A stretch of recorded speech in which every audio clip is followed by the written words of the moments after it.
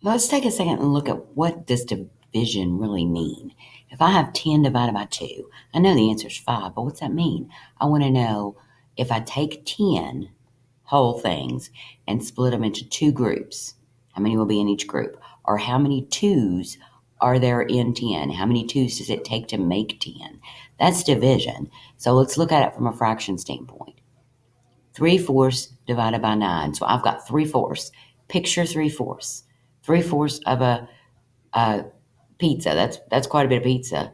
3/4 of a candy bar. That's most of the candy bar. So I've got 3/4. I've got 3 of these pieces, and I want to divide that into 9. 9 pieces, 9 sets. So they're going to be tiny, tiny pieces. They're going to be fractions. So get that in your head first. Think logically. What is this going to look like? It's going to be a tiny number, a tiny fraction. So 3/4 divided by 9. Now we follow the steps. Keep it, change it, flip it. So here's my problem, 3/4. First of all, I'm dividing, so I want to make this a fraction. So I'm going to put a 1 under it. It's still 9, but I've turned it into a fraction by putting a 1 under it. So now keep it, 3/4, change it to multiplication instead of division, and flip it. Turn that one upside down. Keep it, change it to multiply, flip it. Keep, change, flip. Now I just have a multiplication problem. Multiplying fractions is no problem. Top times top, bottom times bottom. Oh, I think I can simplify that fraction, can I? 3 and 36 both have 3 in common.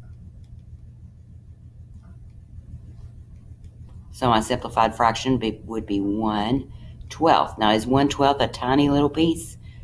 Yes. Think about your candy bar you had drawn a minute ago. 1/12 of that candy bar is just barely enough to make your taste buds hungry. So that's a logical answer. But your problem can be the other way. This time we have 2. Like we have 2 candy bars, and we want to know how many 2/5 are in that. How many little pieces, 2/5 big, are in 2 whole candy bars? Well, there's going to be some of those, aren't there? There's going to be more than one. So same thing, make this a fraction, put a 1 under it. Now we have 2 fractions. Then follow our steps. Keep it, change it, flip it. So keep it, just the same, change it to multiply, flip it. Turn that fraction upside down. Now we just have a regular fraction times a fraction and fractions times fractions. That's easy. Top times top,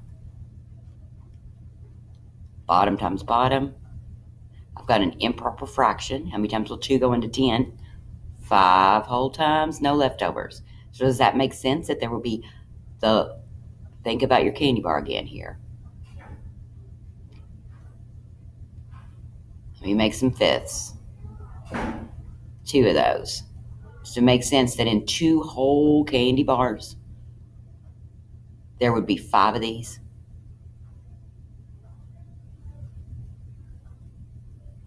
Well, there's 1, and that will be another one, 2, 3, 4, 5. So that makes sense. So stop and look at the problem first. If I've got 2 whole things and I want to know how many little 2/5 pieces is in it, then I'm going to have, my answer is going to be bigger because there's going to be several of them.